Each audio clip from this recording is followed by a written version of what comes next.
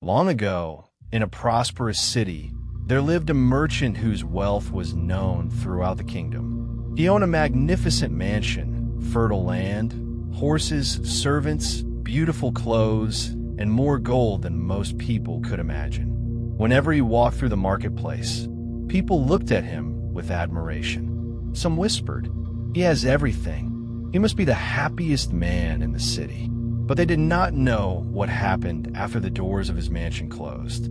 Every night, when the city became quiet, the merchant sat alone inside his enormous home. Golden lamps filled the rooms with light.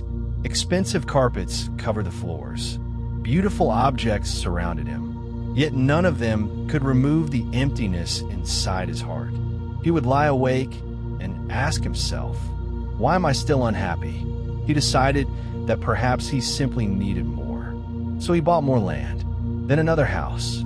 He purchased jewelry, fine clothing, rare statues, and treasures from distant kingdoms.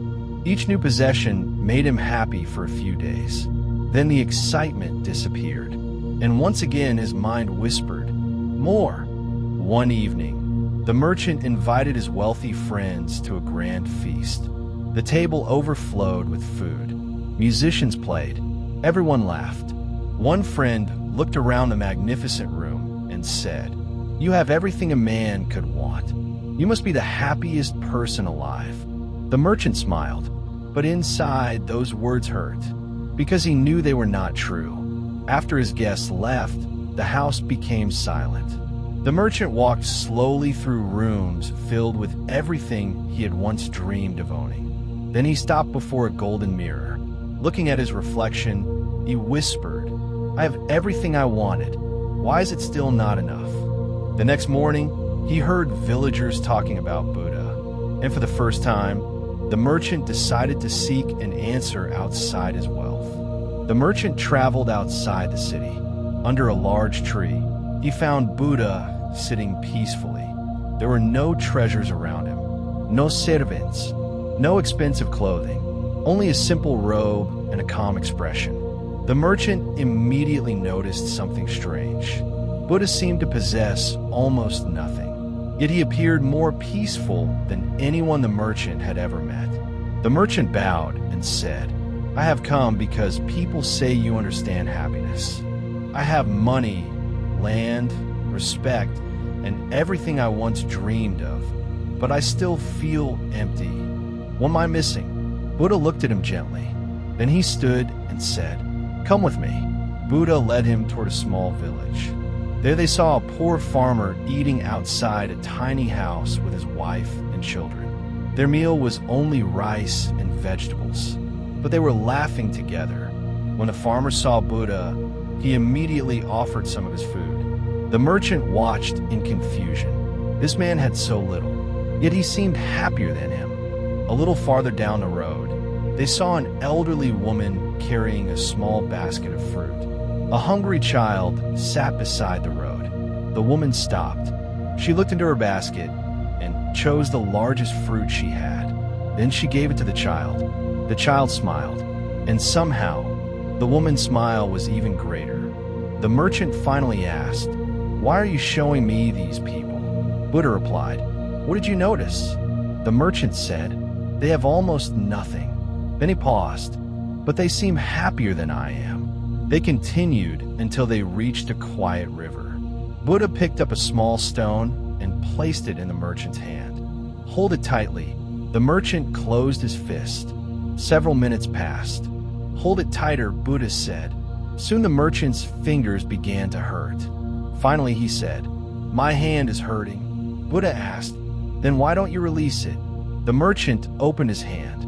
The stone fell, and immediately the tension disappeared. The stone was not the only cause of your pain. Your refusal to release it was.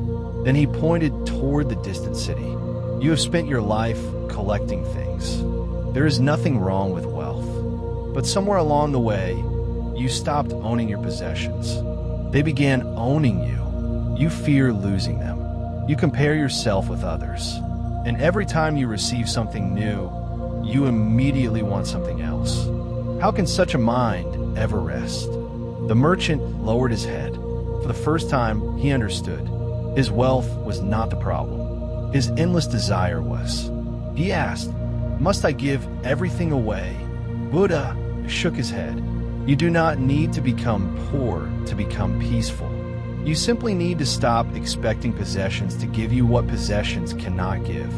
Then Buddha said, each morning, instead of noticing what is missing, notice what is already there. Food, health, a home, people who care about you, sunlight, another day of life. What feels ordinary to you may be someone else's greatest wish. Then Buddha added, and learn to give. When the mind only collects, it becomes afraid. Afraid of losing. Afraid someone else has more. Afraid that there will never be enough.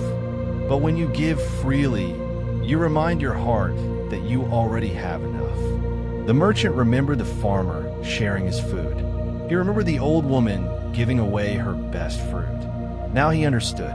Before leaving, the merchant asked one final question. If happiness does not come from having more, where does it come from? Buddha answered, happiness begins when you stop saying, I will be happy when I become richer, when people respect me, when I get what I want. If your happiness always depends on the next condition, happiness will always remain in the future, and you may spend your entire life chasing it. That evening, the merchant returned home. The mansion had not changed. His gold was still there, but something inside him had changed. For the first time in years, he ate without thinking about business. He thanked the servant who brought his meal. Then he walked into his garden. He noticed the birds, the flowers, the evening breeze, and the sunset. He had owned that garden for years. But that evening, he truly saw it for the first time. In the months that followed, the merchant continued working. He did not throw away his wealth. Instead, he began using it wisely. He helped struggling families. He treated his workers fairly. He shared food with people who were hungry. His wealth remained in his hands, but it no longer controlled his heart. One day, an old friend asked him, "Did you finally buy something that made you happy?" The merchant smiled. "No, I finally stopped asking things to make me happy. There is nothing wrong with working for a better life. But do not become so busy chasing tomorrow that you forget to live today." Look around. How many things do you have now that you once prayed for? Enjoy the meal in front of you. Spend time with the people you love. Give when you can. And remember, true wealth is not having everything you want. True wealth is knowing when what you have is enough. If this story gave you a moment of peace, share it with someone who may need to hear it today. And before you leave, ask yourself one question. What do I already have that I have forgotten to appreciate?